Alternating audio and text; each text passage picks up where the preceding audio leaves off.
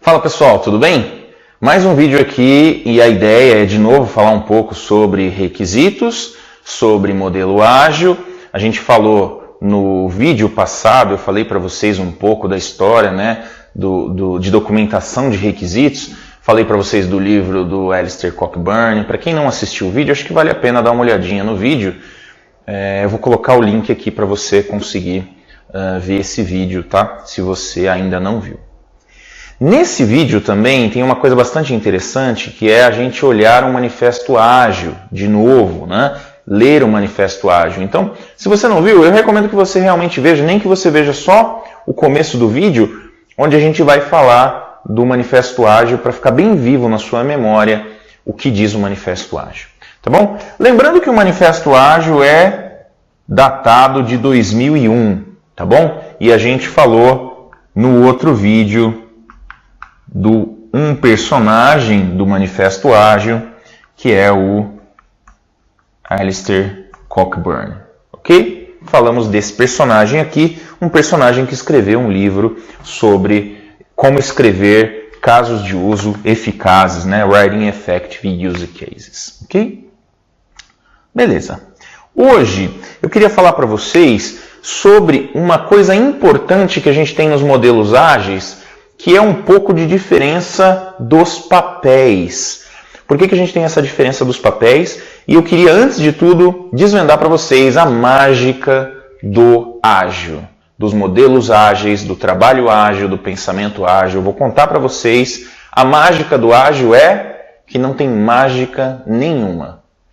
É única e exclusivamente as mesmas coisas com um enfoque um pouco mais específico em algumas partes. Mas é exatamente a mesma coisa que a gente já sabia, que a gente já fazia software. Quando eu entrei na faculdade em 1996 para fazer o meu primeiro curso de tecnologia, o professor disse assim: quando você tiver um problema grande, quebra esse problema em problemas pequenininhos. Quando você resolver todos os problemas pequenininhos, o grande está resolvido e é mais fácil resolver vários problemas pequenininhos do que um problema grande. Isso já era óbvio para todo mundo que trabalhava com tecnologia da informação. Beleza. Mais ou menos nessa época aqui, 2001, eu trabalhava numa empresa. Essa empresa era uma provedora de serviços da Microsoft. Ela atendia os clientes usando os produtos, as tecnologias e as metodologias da Microsoft. E a gente começou a usar uma coisa que era o Microsoft Solutions Framework, o MSF. E isso era mais ou menos na data de 2001. Mas eu pesquisei um pouquinho aqui para ver, e o MSF, ele data de 1998, tá? A criação dele é anterior ao Manifesto Ágil. Muito bem. O que tem de interessante no MSF? O que tem de interessante, que eu sempre gostei, desde a época que eu vi isso aqui, ele tinha uma abordagem um pouquinho diferente, que ele separava o papel do gestor de projeto. Esse papel era diferente do gerente de produto. Lá chamava gerente de projeto, gerente de produto. Este cara aqui olhava para, evidentemente, o projeto. Então ele olhava para o time, olhava para cronograma e assim por diante. E este cara aqui? Esse cara aqui olhava para o valor a ser entregue para o cliente final. Ele tinha uma preocupação com comunicação. E isso nada mais é do que uma preocupação com os requisitos. Gerente de projeto, gerente de produto. O Microsoft Solutions Framework em 98 já tinha essa separação aqui e era o jeito como a Microsoft trabalhava já nessa data, então antes de 2001. Muita gente acha que o Manifesto Ágil foi alguma coisa que deu início a um movimento, quando na verdade ele é quase que o resultado de um movimento anterior. Muito bem. Qual é o modelo mais difundido de ágil hoje em dia? É o modelo Scrum, né? O modelo Scrum. E aí, muita gente conhece Scrum, ok? E se você fizer um paralelo com isso aqui, você vai perceber rapidamente que tem muito a ver aqui com PO Product Owner, né? E o Scrum Master. Uma certa diferença aqui, tem uma certa evolução, né? Porque ele propõe algumas coisas diferentes. Ele propõe chegar, quando tiver uma maturidade grande, num time autogerenciável, e aí o Scrum Master é alguém que está ali para ser um facilitador do modelo, facilitar as coisas para o time, mas ele não tem necessariamente que fazer essa gestão, uma vez que o time é autogerenciável. Agora, isso só acontece em maturidades grandes. Antes dessa maturidade grande, esse cara vai atuar muito parecido com um gerente de projeto, sem a parte de produto. Não é a mesma coisa que a gente fala em projetos tradicionais, quando a gente fala daquele gerente de projeto, que é o super-homem que faz tudo, gerencia o analista de negócio, gerencia o desenvolvedor, né? Então, aí tem algumas diferenças. Mas a gente consegue fazer aqui uma similaridade muito grande entre o Product Owner aqui com o gerente de produto do MSF e o Scrum Master com o gerente de projeto ali. Não tão direto, mas já também dá para fazer aqui uma analogia desses dois caras. Esses daqui são papéis fundamentais do Scrum, desse modelo de trabalho Scrum. Aí tem gente que fala assim, não, mas o Scrum ele veio do Manifesto Ágil, né, e tal. Não é verdade, tá? O Scrum ele foi originalmente criado em 1986 e ele foi originalmente criado para outros tipos de indústria, né, de produtos e não para desenvolvimento de software, tá? Esse trabalho de 1986, veja, isso aqui é bem anterior até a isso que eu estou falando aqui do MSF. E aqui ele era usado para gerenciamento de produto. Isso aqui foi publicado numa revista científica com bastante prestígio, né? A Harvard Business Review.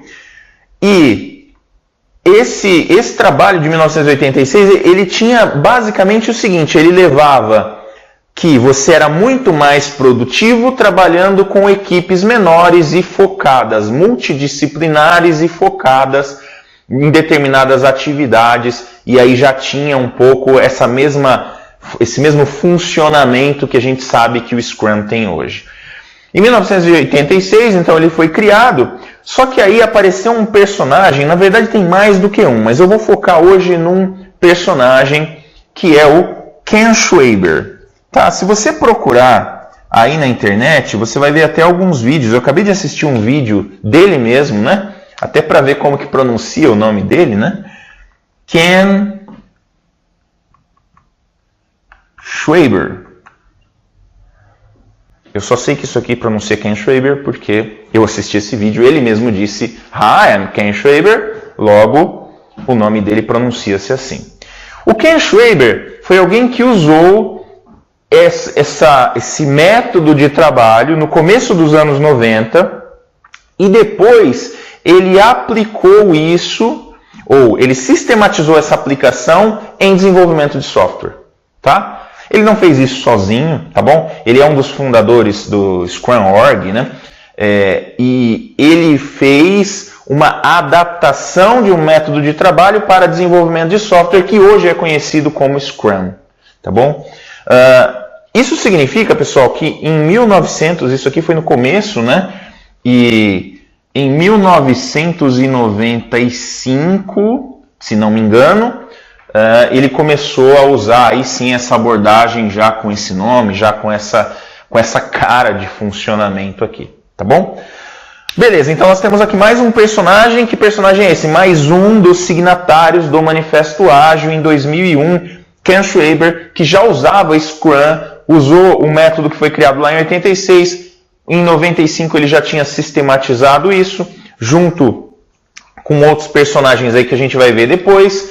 E esse modelo Scrum separava Product Owner do Scrum Master, onde o Scrum Master tem uma visão mais do time, uma visão mais das entregas ou do andamento, né, do progresso das entregas, como que eu faço para conseguir fazer aquela determinada entrega, enquanto o PO olha basicamente para uma lista de itens que ele vai gerenciar do produto, uma lista de melhorias no produto. Então ele enxerga o produto, ele não enxerga o projeto. Ele enxerga que aquele produto precisa de melhorias, ele prioriza essas melhorias, seja ele diretamente o cliente ou representando o cliente, e essas melhorias aqui ele detalha e ele oferece para o time que vai pegando essas coisas e vai consumindo e vai trabalhando a partir de informações que o PO deixa ali prontinhas, né, com já critérios de preparado para que o time consiga trabalhar. Muito bem, aí tem a ideia do Scrum, que depois a gente hoje acaba associando isso muito ao Manifesto Ágil e associa o Ágil ao Scrum quase que diretamente, tá bom? Então é um dos modelos de trabalho que deu base aqui para esse movimento que é o Manifesto Ágil, ok? Gente, mas a ideia nossa aqui é chegar em requisitos. E aí o que a gente vai dizer é o seguinte: no modelo ágil, quem é o principal papel em relação a requisitos? Pois é, o PO. O PO é aquele papel que vai ter a maior contribuição para a engenharia de requisitos, a maior contribuição individual, né, para a engenharia de requisitos. Ou seja, é alguém que precisa conhecer requisitos. Eu entendo que o PO é um profissional que precisa entender fundamentalmente de duas coisas: comunicação, fortemente, e requisitos. E diria para vocês que isso aqui são quase sinônimos. A gente fica muito preocupado com qual a definição de requisito, o que exatamente é um requisito. Se a gente pensasse no requisito como uma forma de comunicação com o nosso cliente final, tudo ficaria mais fácil. Como é que eu me comunico com o cliente final? Como é que eu sei o que ele precisa? Como é que eu crio empatia com o meu cliente final para poder fazer entregas que o deixem satisfeito? Esse é o trabalho do PO, tá bom? A gente vai começar a fazer uma série de vídeos falando do PO com os requisitos, ok? Vou até pedir um favor para vocês. Coloca aí nos comentários o que vocês acham, quais são as dificuldades que o PO normalmente encontra, o que vocês acham que é difícil para quem está desenvolvendo o papel de PO, se você está numa grande empresa, uma pequena empresa, se você acha que é fácil, que é difícil, deixa aí nos comentários que a gente vai começar a fazer os vídeos e a gente vai aproveitando os comentários. Eu vou aproveitar aqui, tem um dos comentários nos últimos vídeos, né, do Cláudio, e ele falou o seguinte: olha, a gente aqui trabalha com modelo e tal, mas a correria é muito grande e às vezes a gente tem problemas com as documentações de requisitos. E aí eu até comentei com o Cláudio que assim, se a gente tem uma visão de que o ágil está virando uma correria e está trazendo algum problema para alguma das tarefas que eu tenho que fazer, tem alguma coisa errada, alguma coisa tem que ser corrigida, alguma coisa tem que ser melhorada. Por quê? Porque a gente deveria trabalhar naquilo que é fundamental, naquilo que é importante. Se a gente não está fazendo alguma coisa importante, é complicado. E se a gente está fazendo alguma coisa que não é importante, é complicado também.